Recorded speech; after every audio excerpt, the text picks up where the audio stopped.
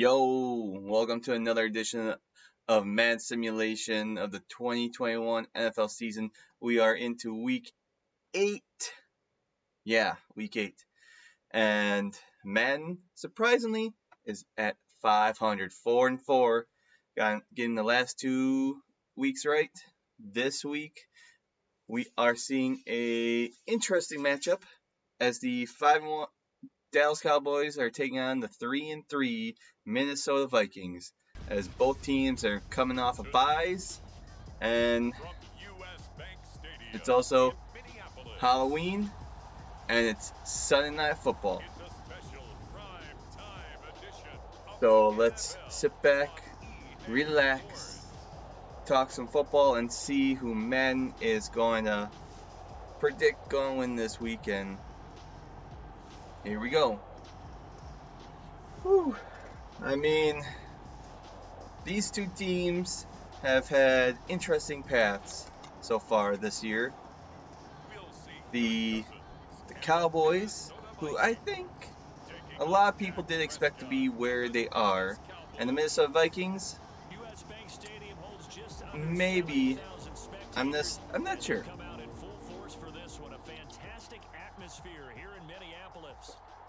It can certainly get loud inside this building. And just a few moments ago when the Vikings were introduced, it was downright shaking in here. They're set for football as the Vikings get ready to do battle with the Dallas Cowboys. We'll see if Mike McCarthy, the former Packers head coach and rival to the Vikings, can get a W in Minnesota. Last year was a kind of a turning point for the Cowboys. When they played, Cowboys and Minnesota played last year in Minnesota, and Coach McCarthy had an interesting pregame the night before, interesting speech about smashing watermelons, and somehow it got the Cowboys motivated, and they won. But we'll see. Yeah, Cowboys started week 1 at Tampa Bay, unfortunately getting the L in a close game that they could have or should have, however you want to put it, won, but didn't.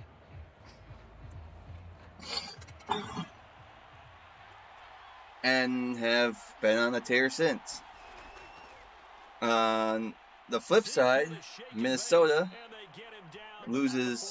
goes into Cincinnati, loses in overtime, goes to Arizona, misses a game-winning field goal, bounce back against Seattle, who has had a down season this year. Then I think they lost to Cleveland the following week, but then have won 2 straight against who they play against? Detroit and Carolina. And like I said, both teams are coming off of byes in week 7. And man, it's just weird. It's already week 8, but yet we are nearing the end of October. So there have been 5 Sundays in October. We had 3 Sundays of football action in September. So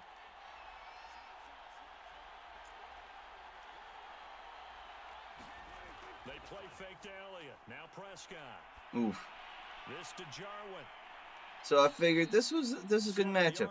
I mean, Minnesota could easily be in the same position as Dallas if you looked at their 3 losses. You know, they were down big against Cincinnati, which now in hindsight doesn't look like a bad loss if we were going into like the college football perspective, because since records more or less don't mean nothing in college football, it's about the wins and losses there, and ugly wins. Ooh, nice run by Dak. And Zeke. But Well, for how Cincinnati has turned out. But that's how he wore down defenses, those exact type of runs. And because Cincinnati is now 4-2, 5-2. They're not 5-2. Did they have a bye? Right? They didn't have a bye. They keep on the ground with Elliott. Oof. Oh, flag though. What is the flag? Oh, isn't that a spot foul? So first and So a decent gain, but all for naught on the penalty. It's too bad, isn't it? First and 1 at the 19. Celebrating the guys who just gave up that play. Yeah, Cincinnati's 5-2. So I mean, Cincinnati's only 2 losses came against the other 2 teams in the NFC North, and that's the Packers and Bears. Oh, down at the 1. But Minnesota, and I said, okay, so week 1, Minnesota went to Cincinnati, lost in overtime. They were down, I think. I'm trying to think if Cincinnati forced overtime. No. It's not play-by-play. No, maybe. Because it was 21-7. It was 14-7 into halftime. Cincinnati scored, then went up 21-7. Just before the end of the third, Minnesota scored to pull within 7. And Cincinnati scored a field goal early in the fourth, but then so a touchdown and a field goal just as time was expiring in regulation. Minnesota forced overtime. But Minnesota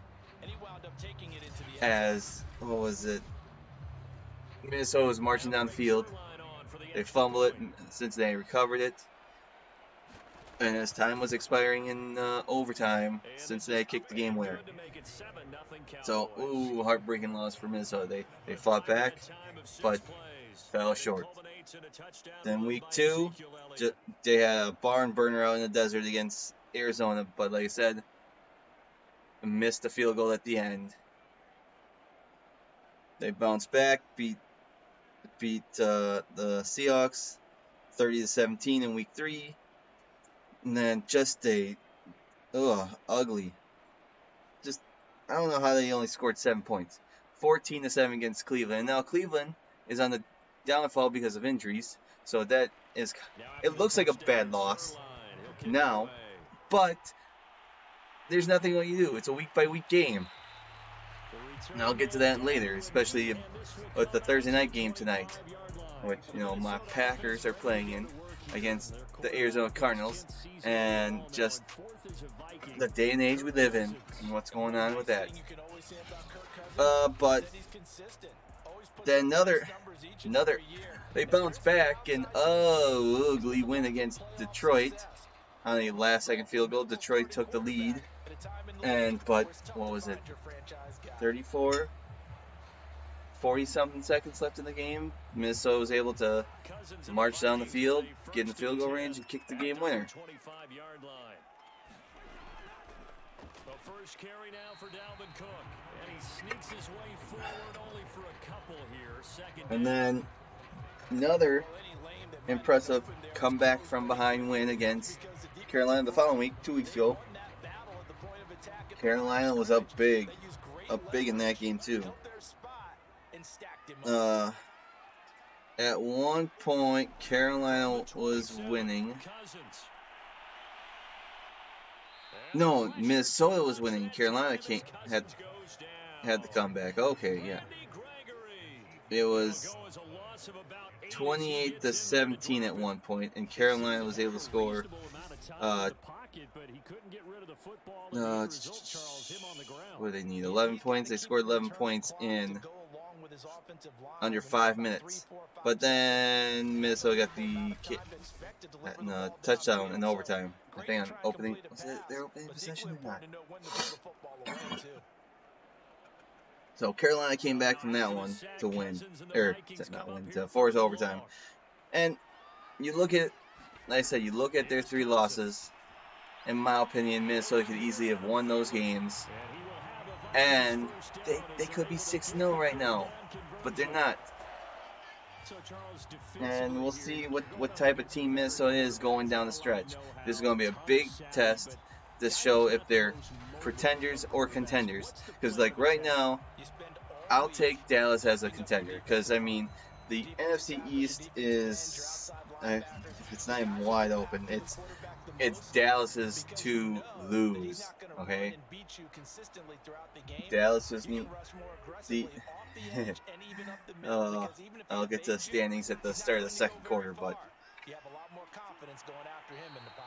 I don't know what's worse, the NFC East or AFC South. AFC South looks a little more respected. I don't know. That's pushing it. I mean, NFC North and NFC South don't look that impressive either, but some of these divisions are just runaways at the moment. At least they look like runaways when you look at the standings when I get so far.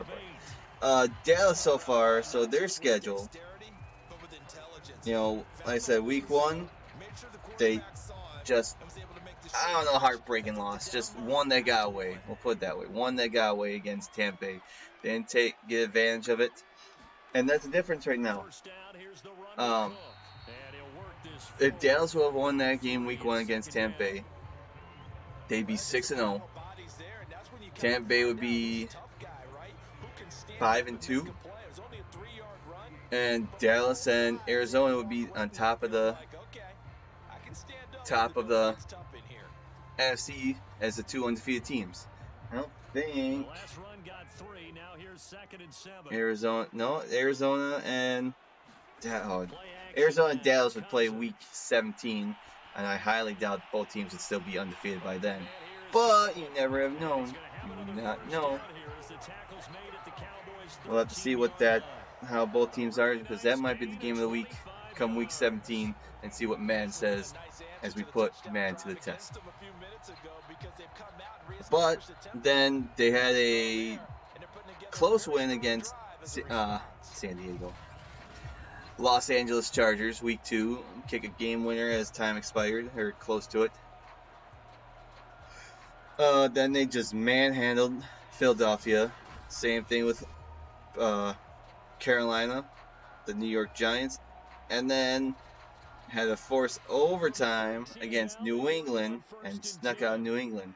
So they've had 3 close games, winning 2 of the 3, and they've dominated the other 3 games within their division, the Carolina Panthers. And the Panthers, sad story for them. Both them and Denver start the season 3-0, and then have gone downhill since. Lost 4 straight. Ooh, Cousins gets hit from behind. Luckily, it was a forward pass and not a fumble. Let's see.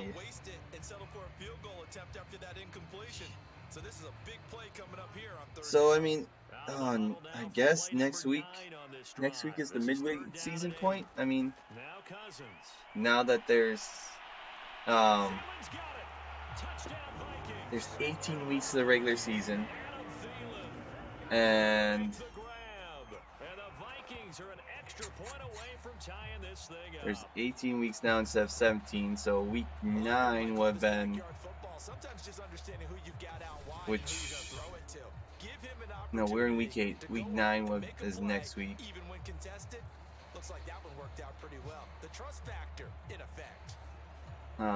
Would have been the midway point. Greg Joseph on for the extra point.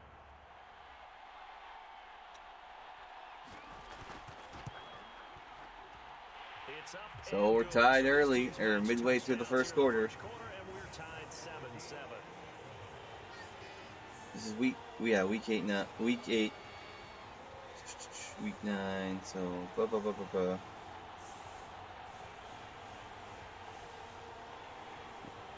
oh, you Vikings.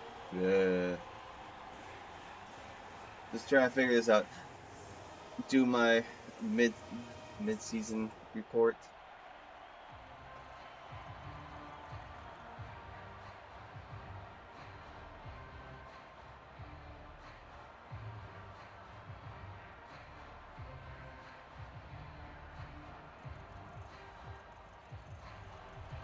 Each team's had it. Each team has scored. 7-7 here as the kicks away. On the return, yeah, probably next week, whatever. But and he'll be tackled just shy of the 25.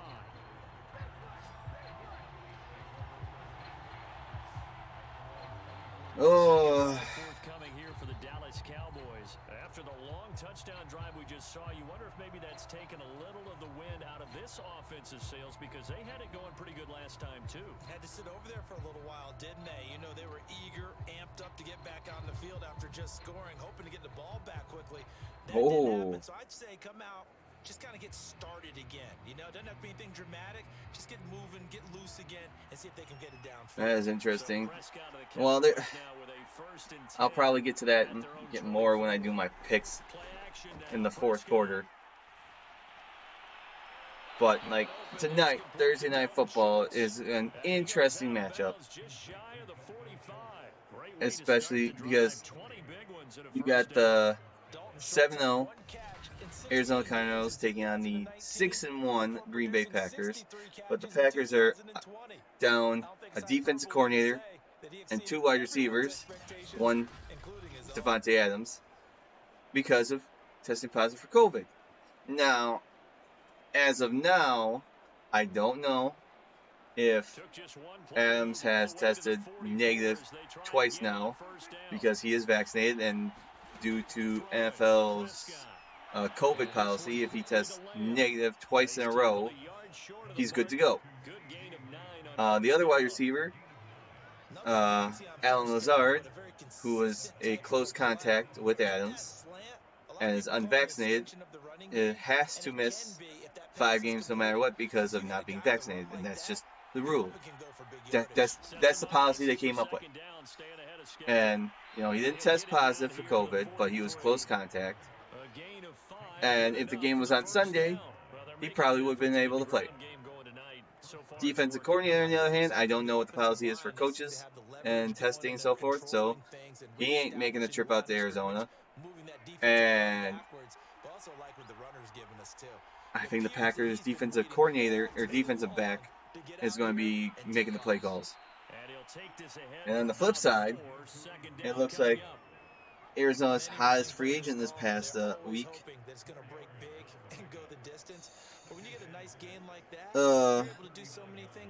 J.J. Watt, he might be done with a season-ending shoulder injury and needs surgery. And that would have been an interest. I mean, when the Texans granted J.J. Watt his release, there was high anticipation that, oh, he's going to come home. He's going to come back to the state of Wisconsin, play for his homegrown team. And nope. He signs with Arizona. And we're halfway through the season, and he is already done. I know injuries have plagued him, I think, for the last few years. And the real question becomes is how many more? How much longer will he be able to hold out and play? And depending on the injuries, he might be done sooner rather than later in his NFL career. Play fake. Here's Prescott. He finds his target. It's Schultz. They'll get him to the ground at the 20 following a pickup. So yeah, we'll see how that turns out. And then what was it? Some other NFL news. looks like a wide receiver the way he goes about his business. Yeah, Trade unites Ingram with the Not Saints. super huge. I didn't Maybe hear not about counting on that. to be that Texans inline and point of attack blocker that we used to have in the good old days, but you can flex him out, you can run wide whatever. receiver routes Texans with him, and you can make him a primary Saints target, and that's how he'll do a shred a trade. defense. Speaking of The trades, ball resting on the there are 20, sources. second Okay, and the whole 6. was it the Deshaun Watson case. Here's Prescott. I mean, They'll set up the screen. that whole situation is, you know, And stopped a a few mess yards to begin shy of with. the goal line Okay, at the 3. A good-looking drive for the Cowboys so far. It's you a know, first I don't know down. why people, I know this may be jumping the gun a why, little bit, but 7-7, how do if we I get want around to put, like crazy, look at the drive that's how going do I on want to put? here. I mean, Partner, we may have to start thinking about how one of these stupid do you have to defenses be just holding someone to a if field goal if when all they're the trying to get allegations are advantage true, that way. and with the massages, and the whole, oh, you know, uncomfortable stuff and so forth, and trying to seek out. Dak's going to keep it. Okay, that was an interesting play. Give him 3 on the keeper there, and it is second down. And if you like defensive football, focus on the defensive end on this play. He does But everything anyways, it sounds like reads the the play, Texans and and the makes sure he Dolphins spills it for a small gain. have a trade, and I think trade deadline is this upcoming Tuesday, November 2nd. They'll try to run it in with Elliott. And that there's the trade's done and finalized, but before Miami accepts it, they want Deshaun Watson's off-field actions to be dealt with, which could still take several years because there is no federal crimes. It's just was it not accusations. I forget what they're exactly what.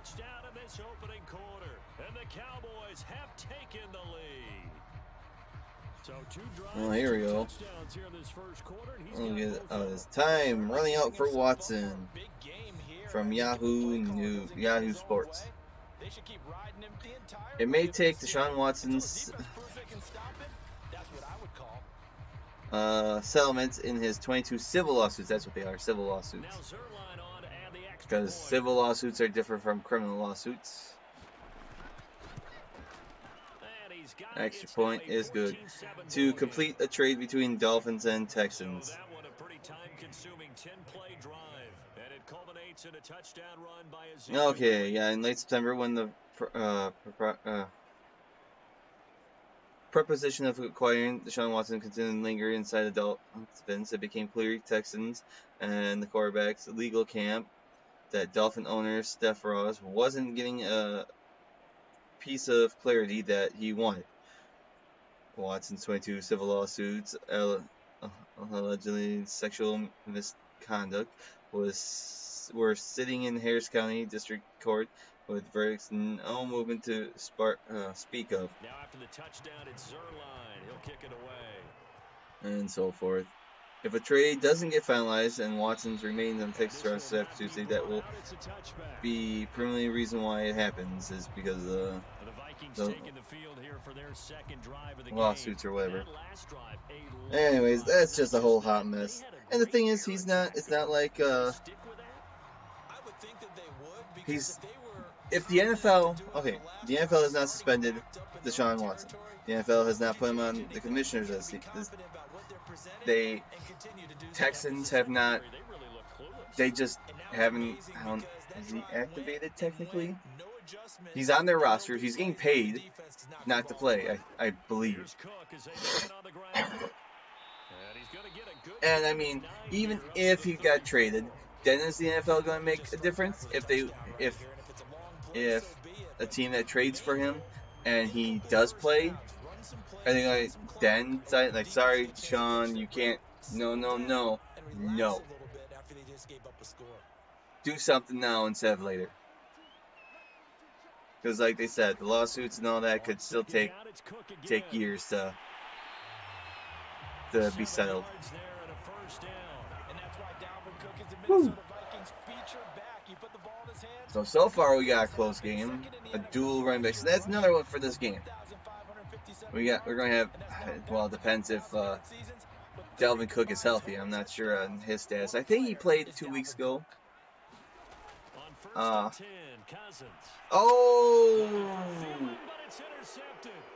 And he's still going. You know what? Let's take a look at this. Let's see. He tried to drive that football into a tight spot. And if you're a little early or a little late, chances are there's going to be someone there. And sure enough, this one's going the other way. The Cowboys about set to take over on offense. Let's see. At the moment, was Dallas is a point and a half favorite. And you know me and you know my tendencies in this situation. What do I want right now? Be aggressive. Well, Be aggressive. Take your shot right here.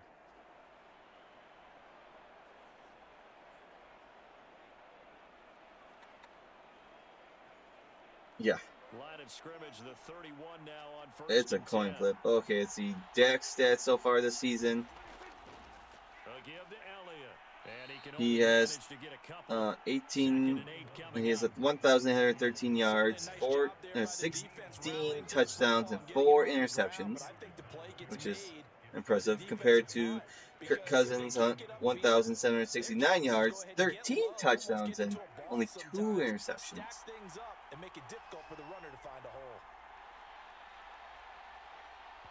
Well, that's the end of the quarter. Elliott has only rushed for 521 yards but 5 touchdowns. Cook 366 yards and 2 touchdowns, but Cook has been on the injured list.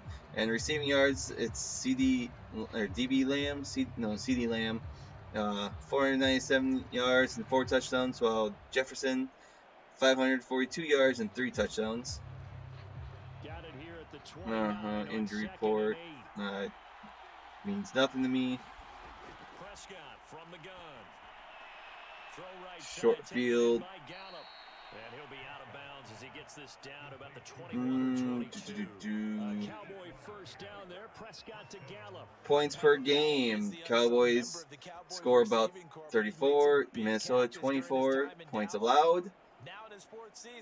Dallas only gives up about 24 points, while Minnesota only gives up 22.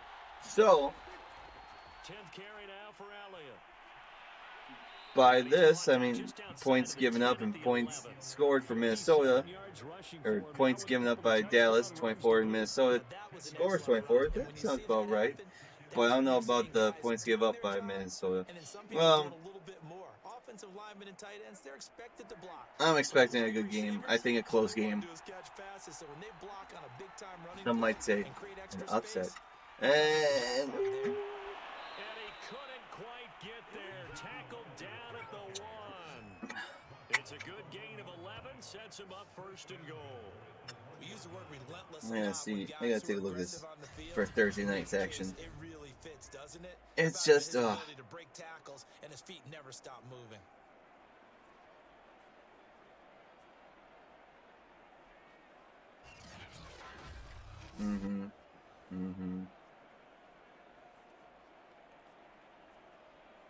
They come out with 1 back and 3 tight ends. Where's the Prescott down. and touchdown? A big D. Questionable injury. And the Cowboys will extend their lead. Okay. Touchdowns on their first 3 possessions, and they're a PAT from going up 21-7. Yeah, very impressive the way that they've moved the football. Full command of their playbook, full command of the way they wanted to attack. So whatever.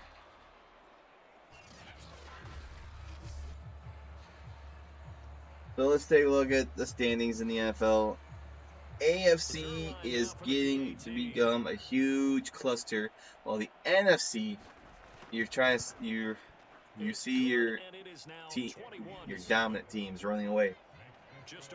As always, we start off in the AFC East, and the Buffalo Bills just had a bye week, and they still reign supreme out in the East at 4-2. But the New England Patriots are stirring up some confidence, and are 3-4.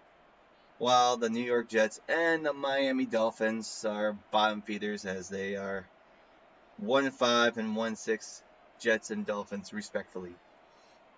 And since, until, what is it, week 14, everyone starts playing again? 14, 15, 16, 17, 18. Is that 5 weeks?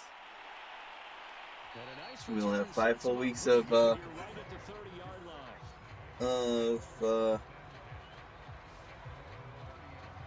everyone being back. 1, 2, 3, 4, 5, 6, 7, 8, 9, 10, 11, 12, 13, 14. No, I think it's week 15 then.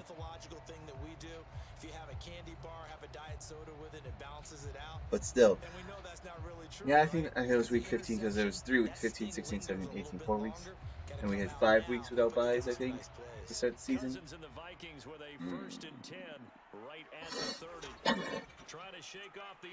I don't know. I still don't like. No, another interception by Cousins. Now this is starting to get ugly.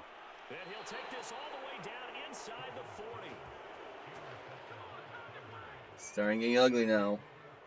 And Charles, it seems like sometimes when you fall down early, there can be a tendency there to try the defender just cut in front of him and just hung up there.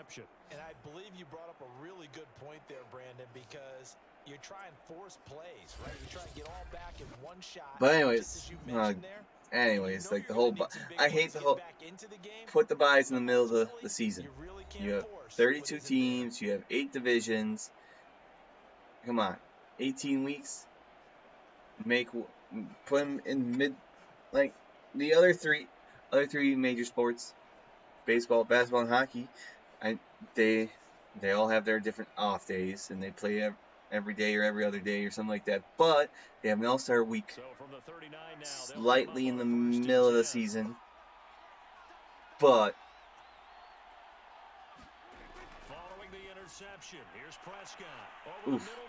But I mean, the NFL can easily put the bye weeks into like what, weeks 8, 9, 10, 11.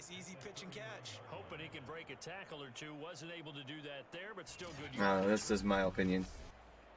Anywho, standing wise, then we move on to the AFC North. You have Cincinnati and Baltimore 5-2 respectively, and after the big old upset, and a little surprising how Cincinnati's doing. They're in first place in the North with Baltimore, and Cleveland not too far behind at 4-3, and Pittsburgh just had a bye, and they're 3-3 respectfully. So the AFC North is getting a little more respect, but the Browns, they're on the downside because of injuries. And is Pittsburgh on the upside, swinging back up? Especially since their head coach said, "Nuh-uh, I ain't going back to college coaching USC or whatever. Why would I? Never say never, but never." I don't know why Mike Tomlin would go back to college anyways, especially when you are coaching one of the better franchises, I should say, in the league. Never, like he said, never had a losing record. He's been to several Super Bowls, but it's been over 10 years since the last time he's partay in a Super Bowl. Especially after, within his second season, or was it? It was his second season as a head coach for the Steelers, and went to the Super Bowl.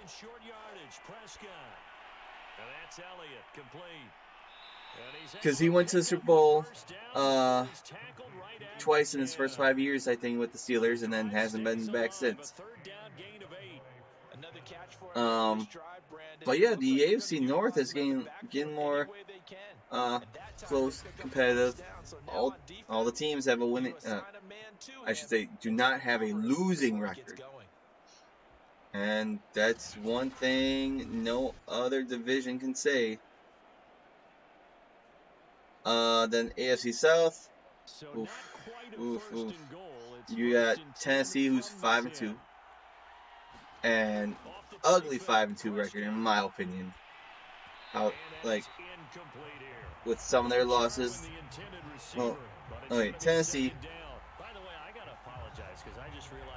They lose week 1 against Arizona, which is it in hindsight is respectful because week 1 is still kind of let's be honest, fourth week of the preseason. Whether you like it or not, back in the day it was week 5 of the preseason. Teams are still getting into rhythm because how many starters actually play and so forth. But with how Arizona's playing now and that demolishing that they took week 1 Tennessee, it's respectful in my opinion. Excuse me. But then they had they had a forced overtime one in Seattle. Then they beat the Colts, but then they lose in overtime against the Jets. The Jets' lonely win. But then they've been on a roll. They beat Jacksonville, they beat Buffalo, and they just pounded the crap out of Kansas City last week. And like, what's going on with Kansas City? And this week they take on division rival Indianapolis, who is 3-4. And if the Colts have anything to say about it, if the Colts get the win this week, they'll move 4-4. Tennessee 5-3, and they're just a game behind. Unlike the other two teams in the division, Jacksonville 1-5, they just had their bye, and Houston 1-6.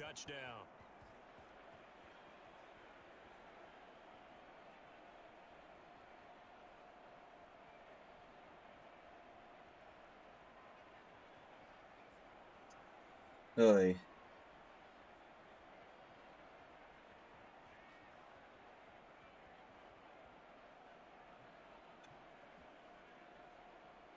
And then round out the AFC, you have in the West, you have the Las Vegas Raiders. They're 5-2.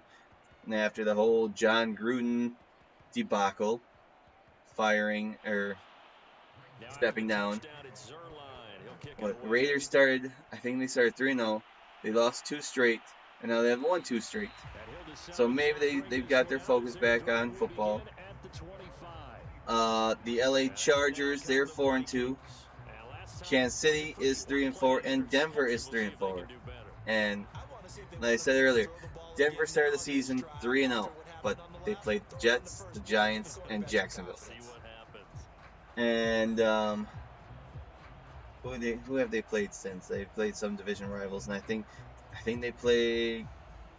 No. Okay, so Denver plays Washington this week, but yeah, Broncos beat the Giants. They beat Jacksonville. They beat the Jets, but then they get hammered by the Ravens. They lose a close one to the Steelers. Oh, look at Cook, good. No. See, that's what Minnesota's got to stop throwing the ball and just hand it off to Cook when he's healthy. Then they lost to the Raiders, and then they lost a close one to the Browns last week.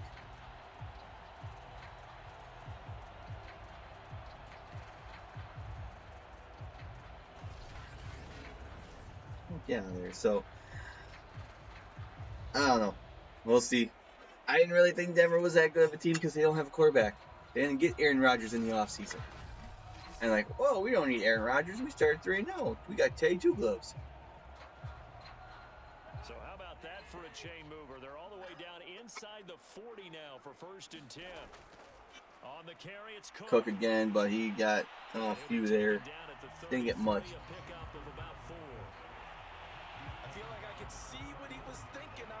And Kansas City, I don't know. I didn't think Kansas City would be this bad. They started week 1. Cleveland. Now, just imagine if Cleveland pulled up that upset week 1, they'd be 2-5. Oh my goodness. Like in week 2, their loss to Baltimore is respectful because it was a back and forth matchup and just fumble. Miscues. Week 3, Chargers, that was an upset. Week 4, they bounced back, beat up the Eagles. Week 5, they just got manhandled by the Bills, and the Bills seem to be the team to beat in the AFC. In my opinion, then they went out to Washington, beat up on the football team, and then just got embarrassed, beat up, destroyed by Tennessee. But we'll see then. We'll see. What?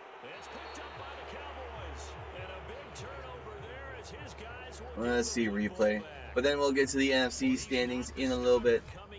Oh, I think that's going to get overturned. His elbow hit the ground, then the ball came out. This has to get reviewed. Zeke and the Cowboys ready to begin their next drive. He's in his zone, second quarter, already closing in on a 100-yard game. Yep, see, review. Before the ball changes hands, they're going to take a look at this just to make sure. Shouldn't take this long anyways. Right. Now the question, was the knee in fact down before this ball comes loose? And is the video convincing enough? It's convincing enough. A lot of factors here. Remember, you also need clear possession of the football afterwards. This is a tough one to overturn. What do you mean a tough one to overturn?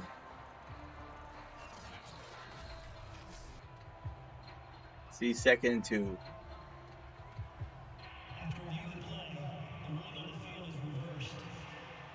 So that challenge is a successful one.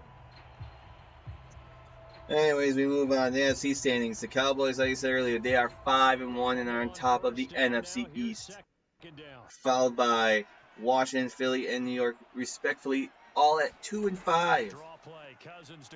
And I really thought the AFC South was going to be the worst team, worst division.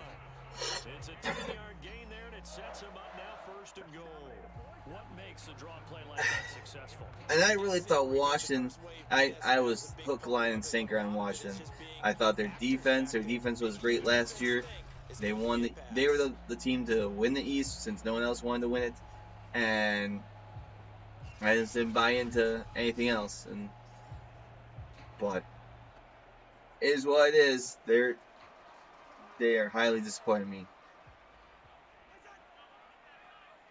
Then we move on to the NFC North. We got the Green Bay Packers after that. Like,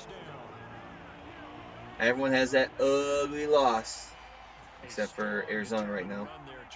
They are 6-1. They're kings of the North at the moment, rallying off 6 straight wins, followed by Minnesota, who's 3-3, Chicago 3-4, and the winless Detroit Lions. The only team still without a win this year. And there's been a handful of games that Detroit could have or should have won. Quick look at that. I mean, week 1, they were getting blown out by San Francisco. Try to make a rally, just fell short. Week 2, had a lead against Green Bay going to halftime, but then didn't score since. Week 3, had the lead against Baltimore. Should have won that game with a false start or delay game. But then Tucker kicks the longest field goal in NFL history to win it. Then they played Chicago. They played ugly in Chicago. Then they had the lead against Minnesota. They lost it. And then they got shellackled by Cincinnati and just lost.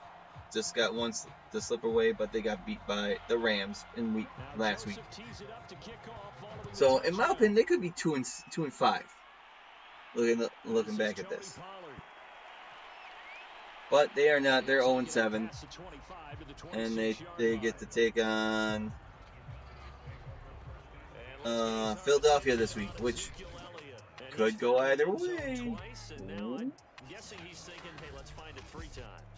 NFC South, we got the reigning, defending, undisputed Super Bowl NFL champions, Tampa Bay at 6-1, followed by New Orleans, who are 4-2, They've been fluctuating. Their 2 losses have come against, was it Carolina and New York. Otherwise, they destroyed Green Bay, they beat up on New England, they beat up on Washington, and they snuck one out of Seattle. But now they get to take on Tampa Bay in the Dome, so trick or treat, I guess. Atlanta 3-3 and Carolina 3-4, but Carolina, like I said, they started 3-0 and have lost 4 straight. And it's like, man, I thought I was suckered in at the beginning of the season with Carolina too, but with those first 3 wins, but have been disappointing ever since.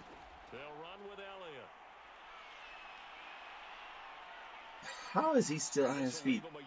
And then we move on to the NFC West, which I thought was going to be the best division in the NFL, which has split into 2 teams, and the other 2, as Arizona is still the lone undefeated team in the NFL at 7-0, followed by the Rams 6-1, whose only loss has come against those Cardinals. While San Francisco 2-4 and Seattle 2-5. I mean, Seattle, without their quarterback Russell Wilson, I mean, it's a little expected to be 2-5. But oof, ugly. From Viking territory now, they'll come up 1st and 10 at the 49-yard line. Oh, jeez. He's just running backwards. 6-yard gain gets him right around the 43.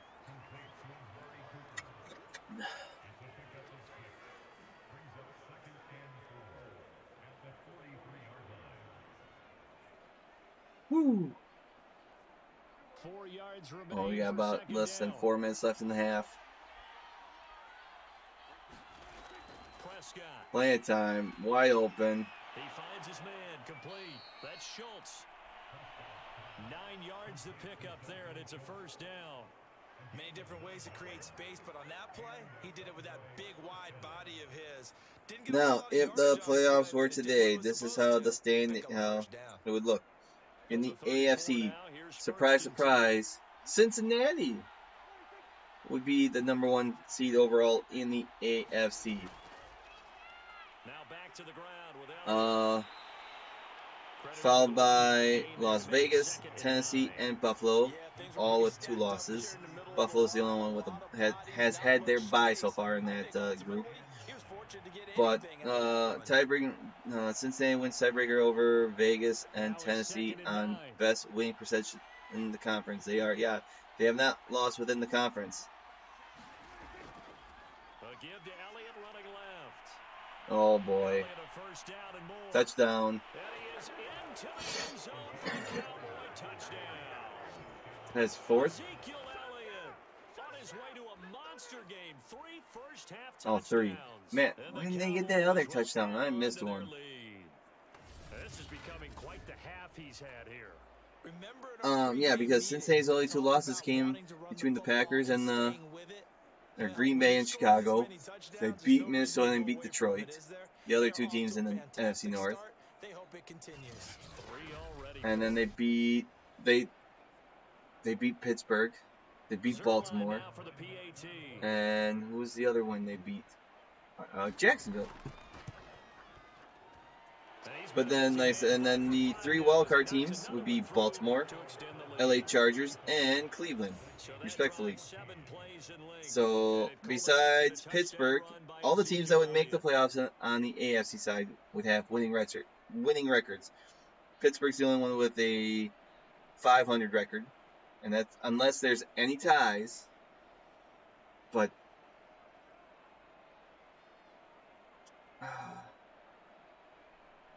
yeah, ties is a win and or loss. But you're going to either have a winning record now or a losing record because you have an odd number of games. Now after the touchdown, it's Zerline. And well, on the NFC side, We all know that Arizona has the number 1 seed because they are still undefeated. Followed by Tampa Bay, Green Bay, and Dallas, respectively, in those divisions. I guess they have to feel a little gratified to at least get on the board last time, but still work to do. And the reason why Tampa Bay is over Green Bay is strength of schedule, which I'm still trying to think of how that works. I think it's your opponent's schedules all put together. Cousins and the Vikings with a 1st and 10 and at their own 26. They start the drive with Cook. And he'll work this forward for about 3 at 2nd down. And then, yeah, Dallas 5-1. They're only in the 4th seed because they've had their bye. The other 2 teams haven't. Your 3 wildcard teams would be LA, Rams, New Orleans, and Minnesota. 2 minutes remaining in this first half. But they have the tiebreaker over Atlanta, who's the only other 500 team because of conference wins. Minnesota is 3-1 within the conference, while Atlanta is 1-3. Because Minnesota, 2 of Minnesota's losses came from the AFC, the Browns and the Bengals, Cincinnati and Cleveland. Plenty of time, and he is sacked. Who called the timeout? What is it now? 3rd and 18. Okay, they want to score some more. So, I mean, at least teams with winning records and or 500 records would make the playoffs. Hopefully we have no losing records to make the playoffs this year. Hopefully all that stuff is eradicated. And they just hand the ball off, make Dallas call another timeout. Oh, he fumbles it, and you can't. Under 2 minutes, the fumbling team cannot advance if they recover it. Why do they have to review? We're going to take a second look at this just to make sure. And the question, was the knee in fact down? Yeah, his knee was down. And is the video convincing enough to overturn it? A lot of factors here. Remember, you also need clear possession of football afterwards. This is a tough one to overturn. But a brutal first half. Dallas is just dominating, but I don't know. I kind of like the home team in this scenario, and I'm expecting an upset. In all honesty, I think maybe because that both teams are just coming off a bye, which is very interesting. I don't know how often that has happened. Where both teams come off a bye and then play each other. Because they've both had the same number of weeks to prepare for this game, and 14 for 15. Whatever. Right? Am I right? Got to be pretty happy over on that sideline. Takes a lot of pressure off, doesn't it? As much as those guys back there want to throw the ball around and be the focal point, when you're able to run it well and hold the defense back from their pass rush, it allows you to throw it as well as we're seeing so far in this game. Yeah, now they'll be looking to add to their lead here in the second. So Dallas got about a minute and a half to just pour it on Minnesota. And that'll be interesting how they play in the second half. If they go up 42-14 before halftime, oh my god. Do you imagine what the second half is going to be like? He finished with a career high 92 catches.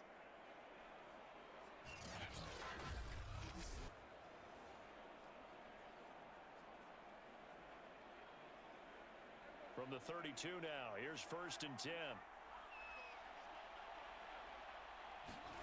To throw is Prescott. I really wish they stayed in bounds. I want to get this half over with. Another nice gain. That's now 30 yards between those last 2 plays. Let's just call it what it is. This has been a flat-out struggle for this defense all game long. They've really had a hard time slowing them down. And while I'm not big on speeches and guys jumping up and down, They might need their team leader on defense to get in their face right now and light a fire under There we this go. guy. Finally, the time's going to eat away. Getting guys on the ground. 10 more there and another first down. This offense can certainly move quickly when they want to. 3 plays, 3 pass completions. In the blink of an eye, they've got a first and goal. Almost felt like a lightning bolt hit in this game, didn't it? For them to get downfield that quickly. And now first and goal, expect them attack right here on this play. A chance to really cap off a big first half here as they come up on first and goal. Firing quickly here, and that's complete. A gain of 9 there. Sets up second and goal. Brandon, perfect defense in this situation would have meant that there was an incompletion. They would have picked it off. Okay, so they gave up the completion.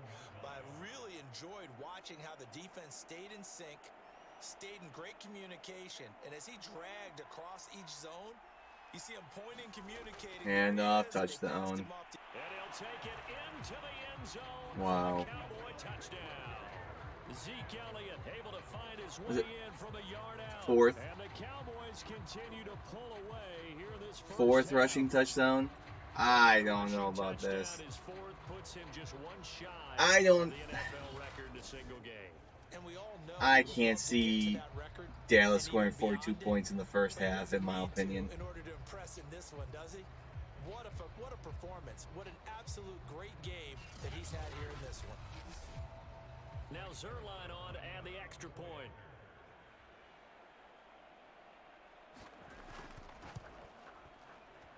And that'll increase their lead to 28. 5 plays there on that drive. And it culminates in a touchdown run by Ezekiel Elliott.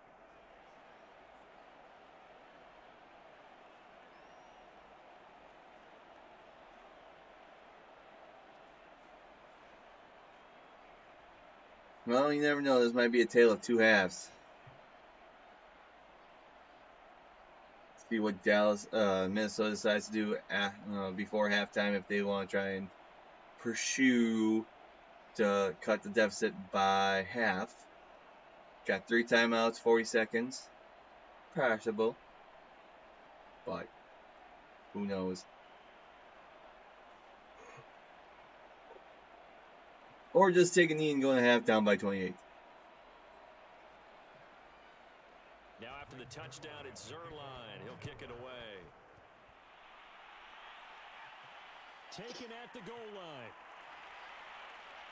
And he'll go down as this drive will start at the 25-yard line. The Vikings going to take over now late in this first half. And with the score where it is, even though I think they'd love to get back to the locker room, they may be forced to try and get something out of this drive. Sometimes, like, why not? But what? Kirk Cousins had at least 2 costly interceptions that had turned into points. I'm pretty sure Dallas has scored on all 6 possessions.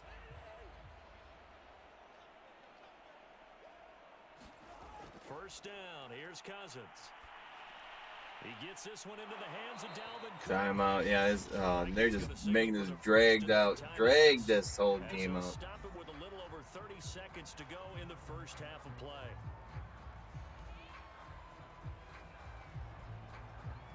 But I bet it's also probably going to be just short yardage. And it's like, jeez. They'll come up now 2nd and 4 from the 31. They'll burn all 3 timeouts, leave like with 20 seconds left, and then another short pass. Which I don't get. That's not going to get you anywhere. You got to throw it down the field. As they'll stop the clock with 26 seconds to go until halftime. And now it's 3rd and inches anyways. They're going to run the ball up the middle, call another timeout. And then how Madden does the hurry up, 10 seconds run off the clock anyways. Now Cousins. Up the middle. And this is Cook with a grab. And they use their final timeout with 20 seconds left, yeah. They're at midfield practically.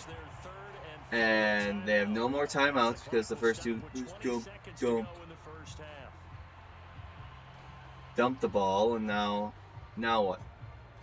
They got semi-decent field position, and they have no timeouts if they get down the field.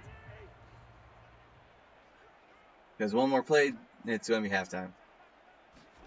A first down throw for Cousins. And that is incomplete. So 17 seconds now on the clock here. Some of the fans here don't seem too happy about what we've seen in this first half. No, not at all, and I understand why. They've looked lethargic, out of sync, and it shows on the scoreboard. Here's 2nd and 10.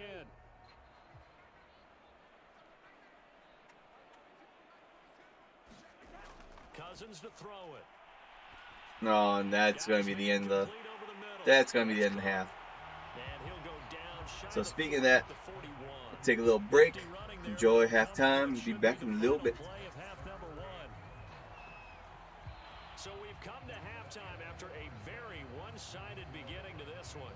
As we'll head down to Orlando, that's where we find our man Jonathan Coachman at our EA Sports Halftime Report. Coach. All right, Brandon, thanks very much. Welcome, everybody, to our abbreviated version of the EA Sports Halftime Report.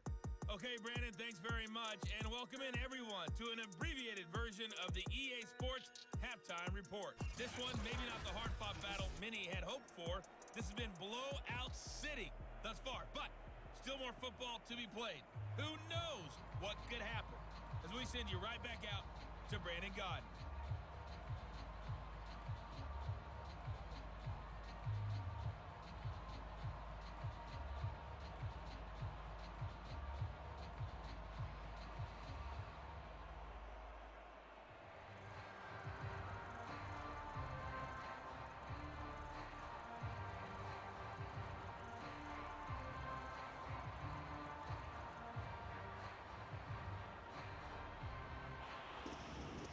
Vikings set to receive the second half kickoff, and they trail it here as we resume play.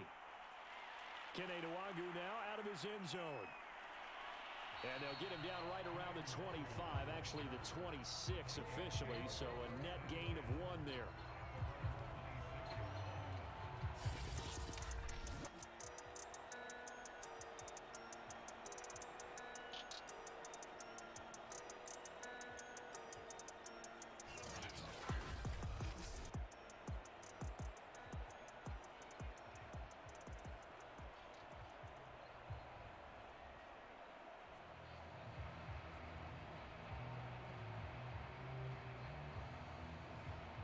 The Minnesota offense about ready to get this next drive underway. And they have a mountainous deficit looming in front of them. It was really, Charles, a disaster of a first half. So where do they go from here? Well, first thing they have to remember is that what's done is done, and there's no going back. And now you have to play this drive by drive. Obviously, come back in this spot, pretty unlikely. But you still have to go out, take pride in your work, and try and put something together here in the second half. So from the 36 now, 1st and 10. All right, I missed much. Now, see, Now Cook. if Minnesota was able to capitalize just before halftime, put within the deficit by 21, and took the opening second half possession down the field, get a touchdown, they're only down by 14. But Found a little bit of yardage, and frankly, they're pretty close to staying on schedule on offense. The playbook is still open for the coordinator. 3 yards on that last carry. Here's 2nd and 7. get comfy here because it's going to be a long ride. Again with Cook. And able to get this one all the way up to about the 46-yard line. 110 yards for him on the ground now. He has been a tough man to bring down all night. Well, if you like the guys who run the ball, you're enjoying watching this. But the other guys, especially the defense coordinator, trying to figure out an answer on how to slow down the running game, I think maybe starts to call more blitzes, because you can call run blitzes in order to try and get to the point of attack. Cook just ran the wrong way. Even be close. It was blown up in the backfield. He lost 2, and it brings up 4th. You've got to figure the further they fall behind, the more you think that they'll get away from the run. They're trying to stick with it, but the results, they just aren't there.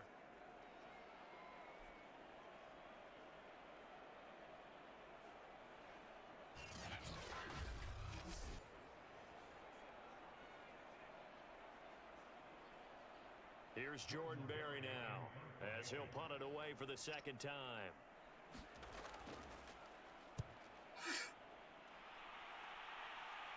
You've only punted the ball twice. which means you turn the ball over, I think, 2 other times then. And the Cowboys will be backed up to start the drive. They'll have it 1st and 10. The Cowboys offense now, they head up Let's for see. their first possession of the second half. And last time out, I don't know, this game's just dragging on. I'm gonna wait like usual, wait until the 4th quarter to give them my picks of the week. Because this was just about decided, but you know who benefits from all those empty seats? Just seeing what else we got here. To be fairly clear, that is by the one time we have to positive. leave the booth. A first down throw for Prescott. He'll get this out wide here to Elliott. And brought down, but not before they're able to What's get it up this? to the 25. 10 yards there to start the drive. NFL teams can now interview head coaches candidates during the last 2 weeks of the season. Interesting. That was flustered me when, like, I don't think that has happened really much anyways, where a team fires a coach or coach quits, resigns, whatever might have happened. And okay, so we gotta have interim coach until the end of the season. At the end of the season, and then we find a new one. And like, oh, we hire a new coach in the middle of the season. It's like, oh, where'd that come from? I thought they have to wait, but I don't know how often that has happened, anyways. But I think it's like the other sports thing that I've seen that happen more often in basketball than anything else. From the shotgun, it's Prescott. He'll find Lamb. That's complete. And he'll be tackled right on the chalk of the 45. Prescott and Lamb hooking up for the Let's see anything other big interesting. Lamb had an excellent rookie campaign with 74 catches and 935 yards. He's poised for an even bigger season this year. I don't know. There's some stuff that we talk about. I don't know. If anything, it's this game. This game has just drained so much momentum and energy out of this. And it might be just because of the 42-14 blowout at half. And into Viking territory. It's a 6-yard pickup, but it gets him to 2nd and 4. So I think the last few weeks we've had some close competitive games back and forth, and it's just been rolling. Here, one side of the fair, and I don't know about that. It might just be my gut feeling. Oh boy, it's like, Zeke, you ran the ball enough times. Now it's my turn to see if I can. But I think Zeke has well, that was 2 weeks ago though. That he hurt himself or something like that in the game against New England. This is ball control football, sustained runs, but taking their time and making it we'll work. see. I don't see that type of play being called. So how about this for field position after the big play? Inside the 15 now as they come up on 1st and 10. The give is to Elliott. And strong running there. I mean, Elliott already has 4 rushing touchdowns. He has plenty of time to tie the NFL record with Alvin Kamara, who tied it last year with 6 rushing touchdowns. He only needs 3 more to break it. And that was against... Oh, yeah, that's right. Alvin Kamara did that against the Vikings last year. Oh. How? I don't know. It looked like he should have been able to walk right in. Like maybe there's a little attrition setting in with this drive. Because when you see that type of a run, I get the feeling the defense getting a little bit tired. And that's the last thing they need, especially when they look up at the scoreboard. Play number 7 coming up. 3rd and inches. 3rd and inches. Looking to throw. Prescott. Touchdown, Cowboys. 3 touchdown passes now for Dak Prescott. And the Cowboys add on. Yeesh. You get down near the goal line. This is where having a four-handed tight end let's get fired up. We're still in this. We got this. Come on. I can't do everything. For an easy touchdown.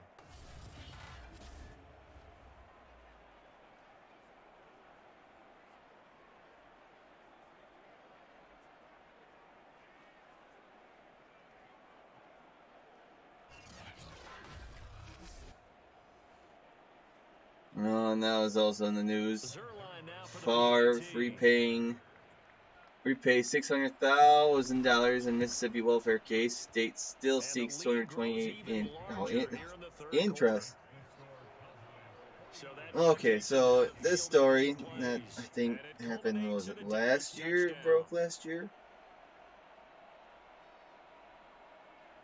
Retired NFL player Brett Favre has repaid $600,000 in state welfare money he accepted for speeches where he didn't appear, but the state attorney general could sue Favre if he doesn't pay interest owed on the amount.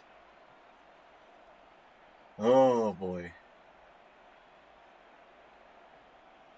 Well, the whole Mississippi welfare thing is a whole something else, because I know there's more behind that with other famous Mississippians. Author Shade White said Favre paid $600,000 to the office this week. White sent the former Green Bay Packer quarterback a letter in October demanding $828,000, which was $600,000 plus $228,000 in interest. Of course, the interest, White said, if he does not pay within 30 days of our demand, we will be responsible for enforcing payment of interest in court. And I mean,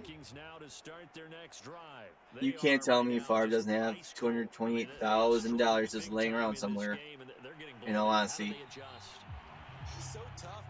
And just I think it's easier for me to say, just pay it, get it over with. Don't have to worry, hopefully not worry about it anymore. Because there's a whole, I could probably go more deep into the whole Mississippi welfare situation. But Favre is not facing criminal charges, but former Mississippi Department of Human Services Director John Davis and other people have been charged in one of the state's largest embezzlement cases. Allegations of misspending came to light in early 2020 when Davis and 5 others were indicted. So, I mean, it's not really Favre's fault to some extent, because I think, even Favre said when the whole situation started unraveling that he said he was going to repay them. And I mean, I don't know how and or when you forget to, hey, oh yeah, here's your check, repay them, and that I think he wasn't going to accept the money for not doing what he said he did, or they claim he did.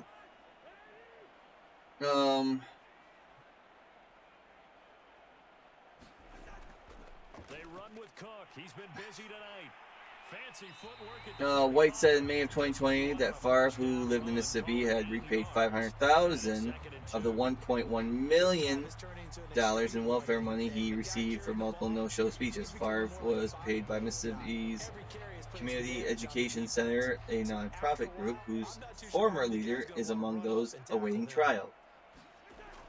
Second down, they go right back to Cook. In a Facebook post, when he repaid the first $500,000, Favre said he didn't know the money he received came from a welfare fund. He also said his charity had provided millions of dollars to the poor children in Mississippi and Wisconsin. That's all they have for that article. And yeah, I mean, Favre, I don't know Favre personally, obviously. Just as a fan base, as a Packer fan, and so on and so forth, fan of Favre, it doesn't seem like he would do stuff like that, just take money just for, and like, nope, it's my money now, and so on and so forth. It's just a bunch of hoo-ha and crap going on. And guys want to be involved. They can be in line, close to the line of scrimmage. They can split out like receivers, but hands, route running, speed. Well, maybe Minnesota's just trying to get this game over with, just putting all the workload on Cooks. Like, let's just eat this clock up so Dallas doesn't score anymore. Second and 1, and people want to run the football. This is where every back in the league is supposed to do exactly what we just saw there: pick up the first down.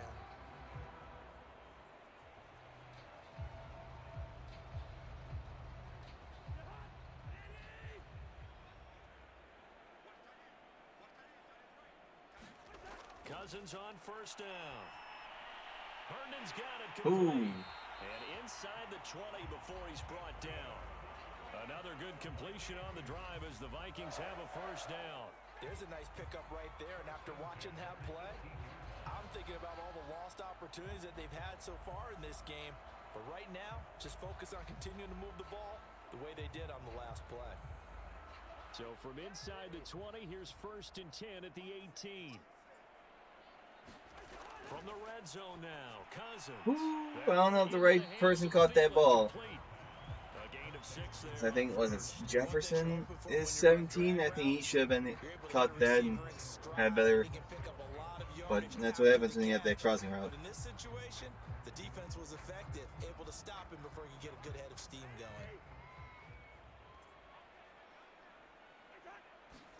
To throw again on 2nd down. Cousins.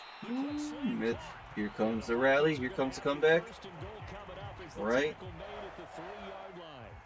And Viking fans spent plenty of time wondering how they were going to replace Stephon Diggs when he left for Buffalo. But I think most would agree now that Justin Jefferson was the best rookie receiver in football last year. 88 catches for an even 1,400 yards. I would say the numbers don't lie. Again, it's Cousins to the goal line, but it's incomplete. I think he's got to be careful not to force anything into coverage right there. There weren't really any throwing lanes, but the best part for him, he's got 2nd and 3rd down to fall back on.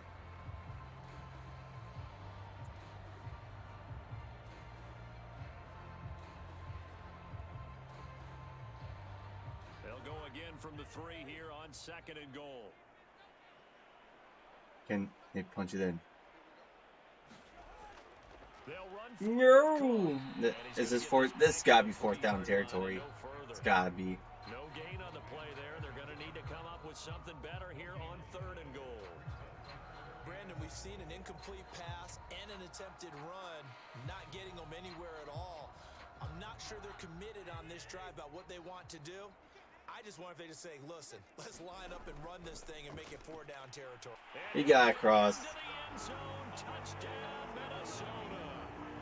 Dalvin Cook, his 2nd touchdown of the night. And the Vikings are able to at least knock this deficit down a bit. So it was the passing game that got him down here, but closer to the goal line, it's the running game that gets him home. Certainly appears that they lulled the defense into thinking that the passing game was going to be it the entire drive. Nice change up there going to the running game to get him over the goal line.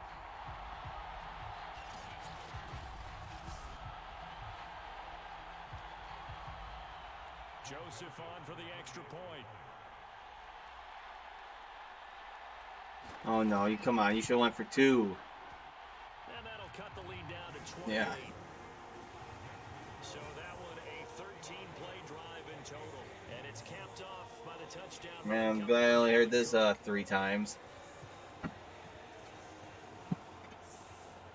Okay, so with about 16 and a half minutes left in the game, Minnesota down by 4 scores, 4 tutties. Well, let's see. Yeah, well, I mean, they're down by four touchdowns and 4 extra points, but if they would score, no, that'd be only 24 points. Now Pollard. And able to get this out to the 25.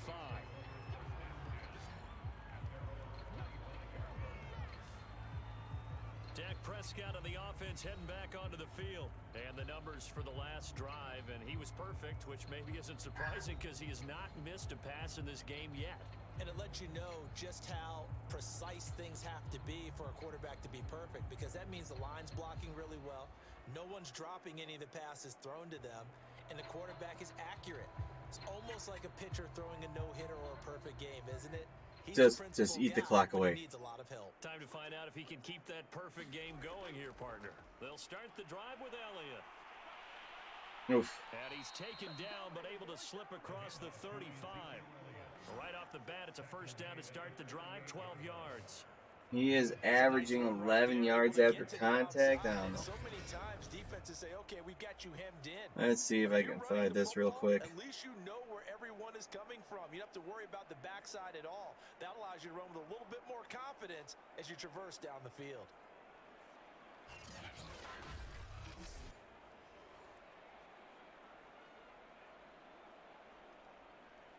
Okay, let's see. First and 10 at the 38. NFL bye weeks.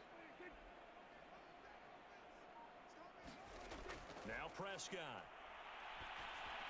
Over the middle, Amari Cooper. It's complete. And he'll be taken down, but not before he works it past the 50. Give him 15 there, and the Cowboys have a first. You would think by now I've learned my lesson and just have the thing saved. Oh. As we see here, coverage not been very good, soft in spots. There's an easy throw and catch for another first down. Are we one play away from ending the quarter, and we'll dive into the games of the for the week. 10, and if they score on this drive, might have to start digging in our second half blowout material.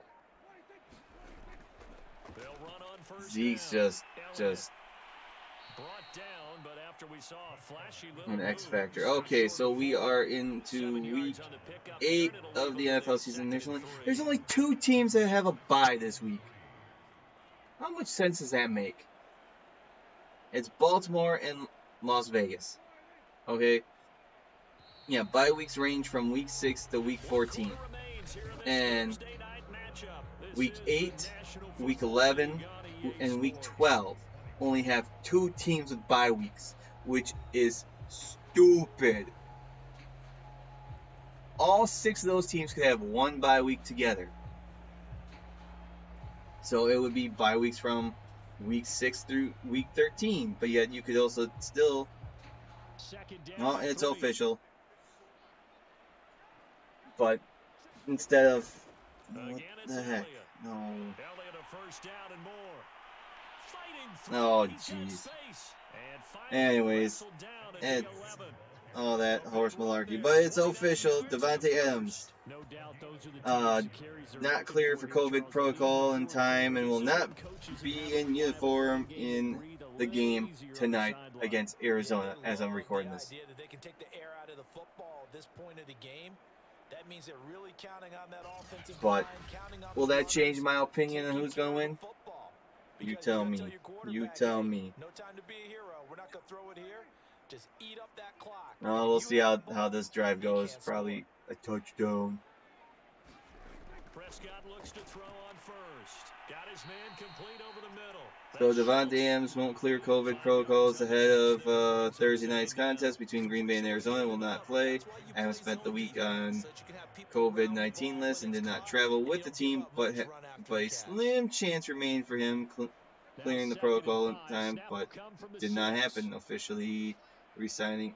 No, that did not happen. Officially re-signing Adams to watch his teammates from home. But the Packers have won 6 in a row when he has not started. We can see all of the writers to our left, and their post-game stories, Charles, they have been filed for some time because this game, boy, is it lopsided. Yeah, we can see. Oh, another rushing touchdown by Zeke Elliott, what they said. Over his face. I think he's taking a nap now. Nothing left to write for him, but how gratifying has it been for them to see what they've done in practice and carry it into a game? Yeah, right. Like Mike McCarthy would run the ball. They've got to feel fantastic about what they've accomplished in this one. Zerline connects on the extra point, and that will extend this big lead. That time a 6-play drive, and it culminates in a touchdown. No, that's not what I want. This is what I want.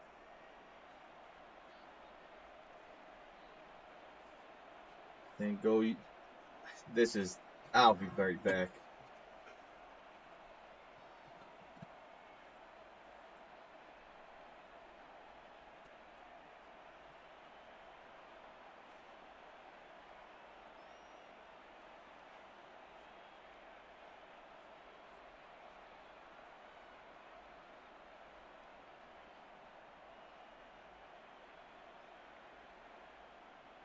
Now after the touchdown, it's Zerline. He'll kick it away. This fielded right at the goal line. And with a marker down, he's up just past the 25-yard line, but I think they're going to be going backwards. Let's check the call. That holding call set him up with not great field position.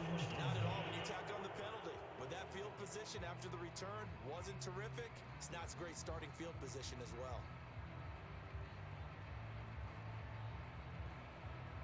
So the hold on special teams backs him up all the way inside the 15 to start. Now Cousins. Throw left side on target to Thielen. This will be stopped about 2 yards shy of the marker. 8-yard gain, 2nd and 2.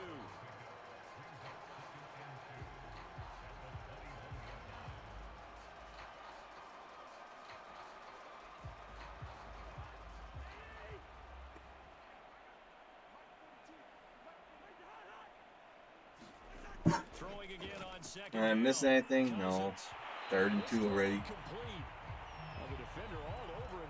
Okay, let's run down the games that are happening this week. Obviously, we have 15 games since there's only 2 teams that have a bye this week. So we don't have that 16th game. It all starts with Thursday Night Football, Green Bay at Arizona. Then on Sunday, noon games, we have Carolina at Atlanta, Miami at Buffalo, San Francisco at Chicago, Pittsburgh at Cleveland, Philadelphia at Detroit, Tennessee at Indianapolis, Cincinnati at the New York Jets, and the LA Rams at Houston to round out the noon games. Afternoon games, we have, New England at LA Chargers, Jacksonville at Seattle, Washington at Denver, and Tampa Bay at New Orleans. Sunday Night Football, we see the Dallas at Minnesota, which we are watching right now. And on Monday Night Football, we got the New York Football Giants at Kansas City, and what might be an interesting matchup. It turned out to be a nice play for the offense. So, after hearing the little tidbits, we start with Thursday night, my picks.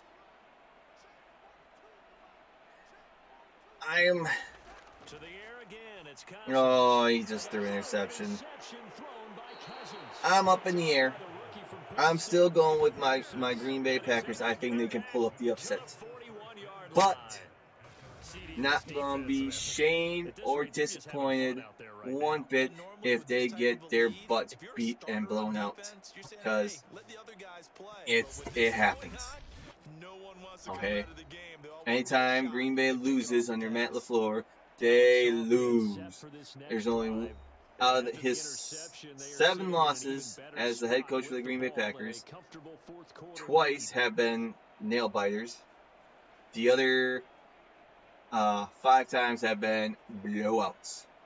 So Packers have their backs against the wall, and everyone doesn't really have much faith in them, besides, me, of course.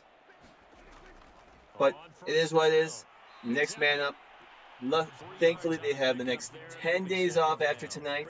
Hopefully, they get healthy. Hopefully, get the COVID out of the way. They'll be heading to Kansas City in 2 weeks.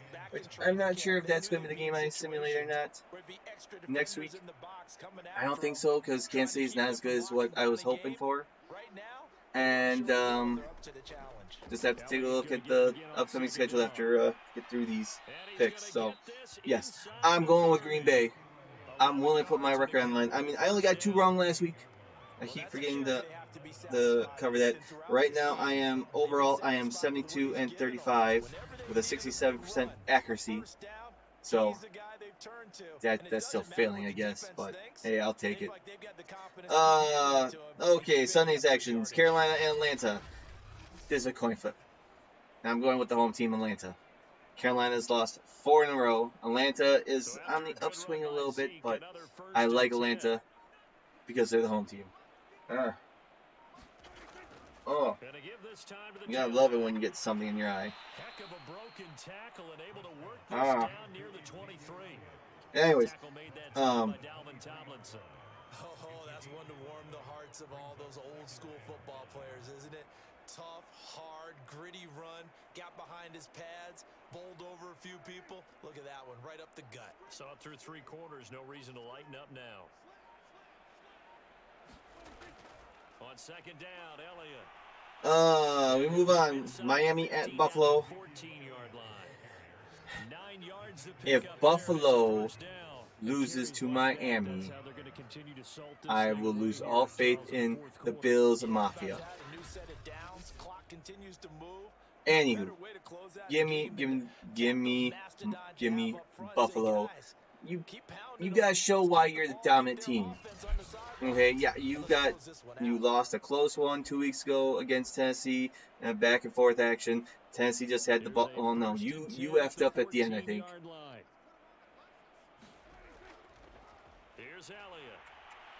But anyways, Buffalo, you better get the win. And unfortunately, you are not my lock of the week. I'll get to you in a little bit.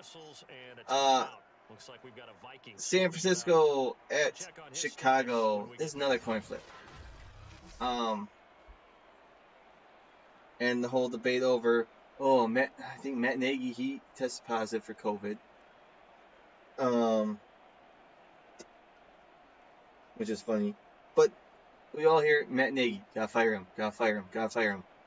Yet, you don't hear anything about Kyle Shanahan, but he should get fired. He's like, his team's always injured. They've only made the playoffs once, and they went to the Super Bowl that year. Ooh. Matt Nagy made the playoffs twice, and he has a winning record. Kyle Shanahan does not.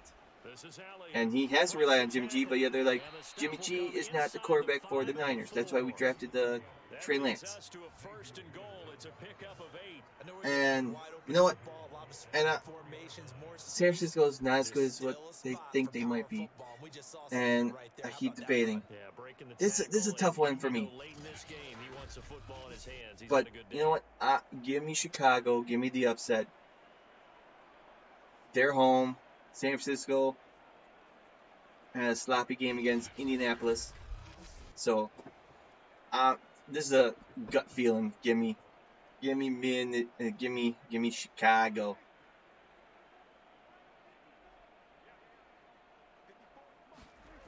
Another handoff to Zeke and touchdown. Was that his 6th now?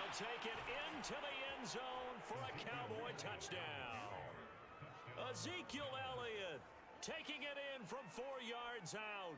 And the Cowboys oh have boy. A 6-touchdown lead. But yeah, give me Chicago. Give me the upset here. Pittsburgh at Cleveland. Even knowing, I don't know if Baker Mayfield's clear to play yet. I'm still leaning towards Cleveland. I think Cleveland's the better team. I don't know about the healthy team, but it's going to be a rocky one. It's a divisional game. It could go either way. Pittsburgh could find a way to get it done. And I don't know. I might flip-flop on this one. You know what? Yeah. I changed my mind there. Screw you, Cleveland. You still suck. Anyone that picked you to go to the Super Bowl is stupid. And if Cleveland wins 13 games, you pick them to win 13 games, you're stupid too. That's not going to happen. I think, aren't they 3-4 now? No. They're 4-3. They lose one more game, they can still go 13-4. But yeah, I change my give me the Steelers. Steelers are getting somewhere, I think. Philadelphia at Detroit. You know what? They might be 0-7. But he'll kick it away. I think Detroit, being the home team, being the hungrier team, they can pull off the win and get their first win of the season. And then we have every team has won a game, but yet not every team has beaten everybody, because no one has beaten the Cardinals until hopefully tonight.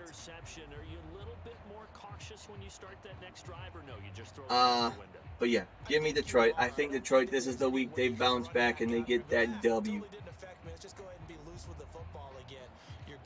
Tennessee at Indianapolis. Who knows? Depends on which Tennessee team shows up. Yeah, they're 5-2, but their 2 losses have looked horrible. On different spectrums.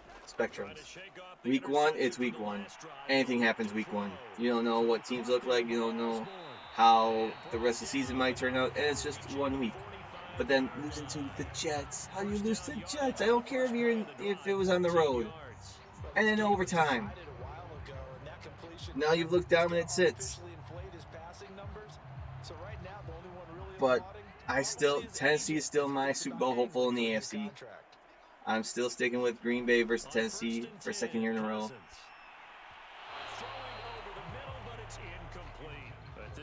But yeah, give me Tennessee. Now this is my lock of the week. Cincinnati at the New York Jets. Give me the Bungles. I think the Cincinnati is going to just go in there and dominate. It's like, this is where another interception by Kirk Cousins. This is where I have to choose wisely fantasy-wise. I got Aaron Rodgers and Joe Burrow on my fantasy team. And I'm thinking about benching Rodgers and playing Joe Burrow because I think Burrow's going to have a better game against the Jets than Rodgers will against Arizona.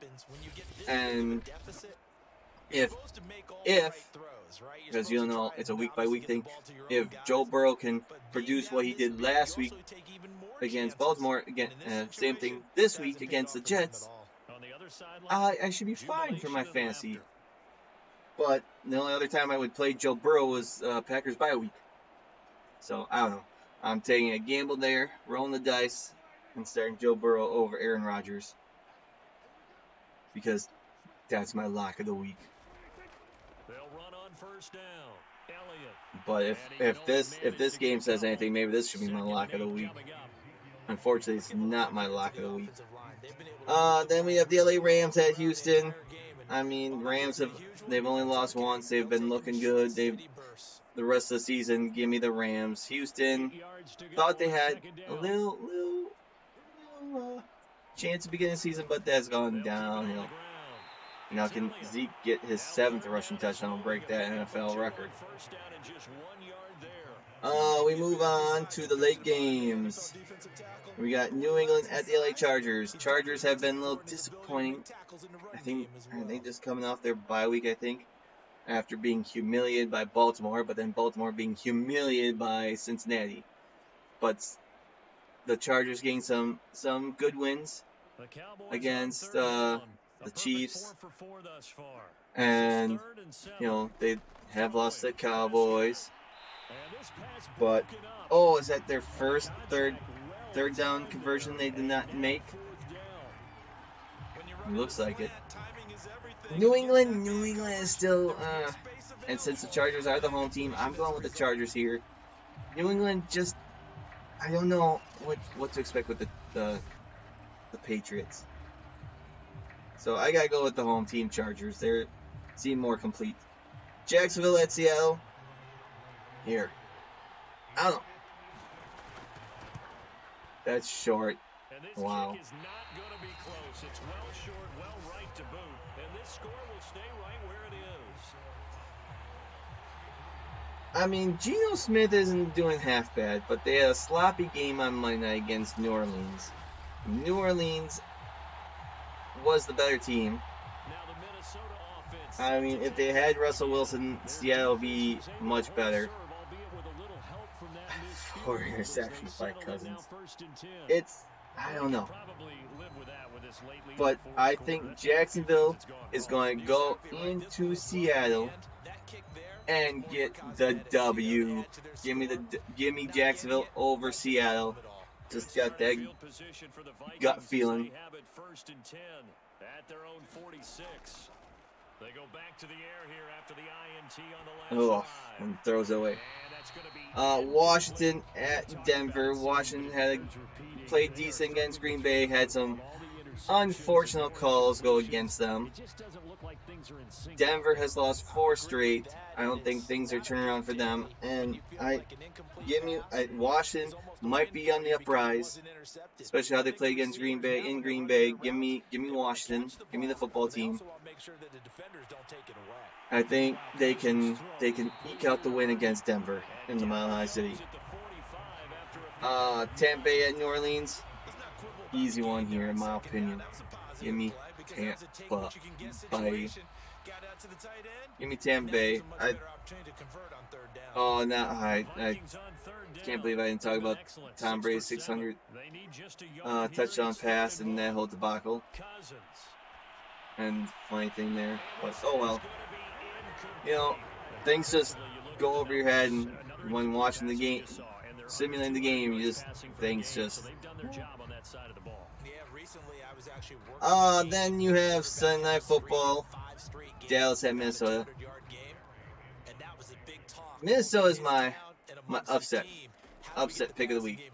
But if Madden has anything to say about it, Madden's like, you crazy. But I think Minnesota can pull up the upset. They're the home team. They just got a couple tricks up their sleeves, and just think they can pull up the upset. Go 4-3. Dallas gets their second loss. Go 5-2, and go from there. And then we got Monday Night Football, which might be a barn burner. New York Football Giants versus the Kansas City Chiefs.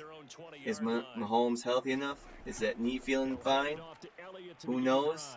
Is his little brother going to be dancing on Jimmy Hoffa, who's buried in the other stadium? Who knows? Is his fiance, Patrick Mahomes' fiance or mother, going to tweet something that just you're going to smack your head about? Who knows? Unfortunately, I think Kansas City goes in. They're the home team. Anyways, I think Kansas City somehow, some way, gets the win, and there you have it. From the 32 now, here's 1st and 10.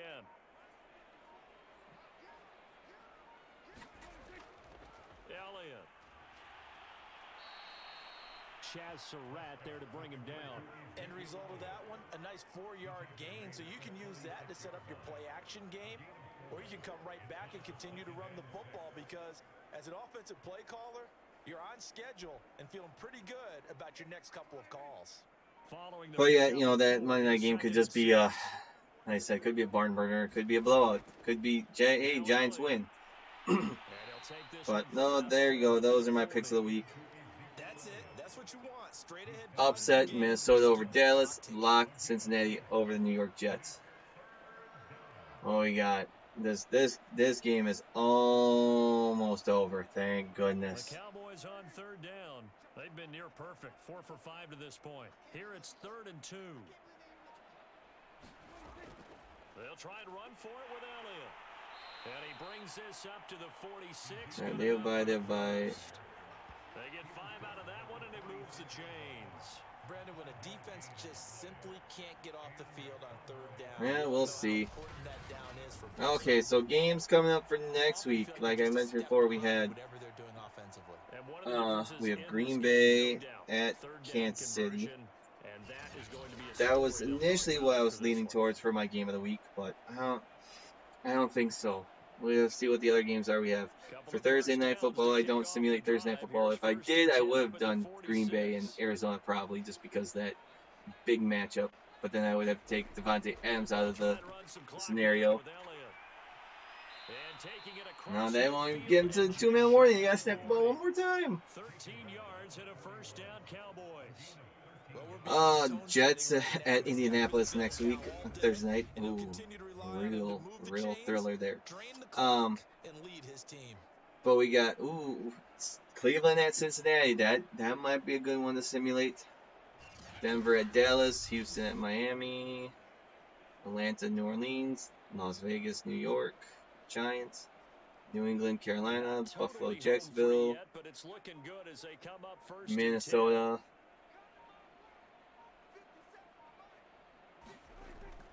They'll try and run some clock here as they keep it on the ground. I hope they just take knees now. Minnesota at Baltimore, LA at Philly, LA Chargers at Philly, Green Bay at Kansas City, Arizona at San Francisco. Ain't going to simulate that one again. Ooh, Tennessee at LA Rams is another good one. And then Chicago, Pittsburgh on Monday Night Football. So the two games I'm looking at for simulating next week: Tennessee, LA Rams, Cleveland, Cincinnati. If both Tennessee and LA Rams win, that's going to be my game of the week for sure. That'll be an interesting matchup. See if Tennessee can keep the winning ways go, and so on and so forth. But oh man, so the last run got 6, now 2nd and 4. You just can take a knee. They're not gonna. They're trying to run up the score, aren't they? Zeke, I think, has already broke the single game rushing record. I'm pretty sure Zeke has already tied the single game rushing touchdown record. I think doubling him has to be a priority because you can't move up to the next level if you don't take care of him first.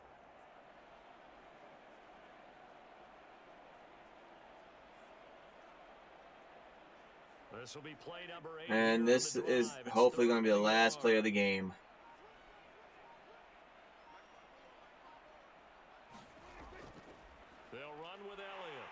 Thank goodness, that should do it. It's over. I gotta write this down, I guess, real quick.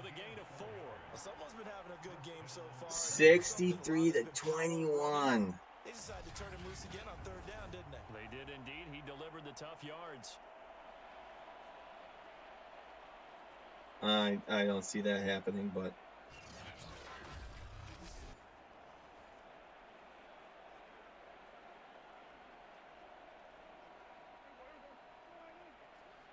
oh, don't snap it. Thank goodness. And you can hear the shower of boos. It's another thing to win and put up the amount of points that they did. Boy, were they clicking on offense. They can't help but feel great about themselves, can they? I mean, what a game to put up that number of points, continually feeling like they're moving the ball and things are working and clicking. They think that they can bottle this and carry it with them. And as an offensive coordinator, you just don't think you can do anything wrong. Whatever you call, run, pass, it's all going to work. That's called being in the zone. There you have it. Minnesota 21, Dallas 63. I don't see that happening. I'm expecting a closer game. And Zeke Elliott is not going to set the single rushing game record and tying the single rushing touchdown record. I can almost guarantee that, or I'll eat my hat. Charles Davis and all our crew, I'm Brandon Gaudin. You've been watching the NFL on EA Sports. From Minneapolis, good night, everybody.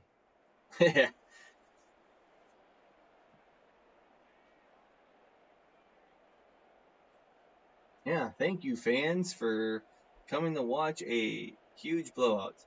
No, that's the thing, though. Minnesota has not been blown out in any of their games so far this year.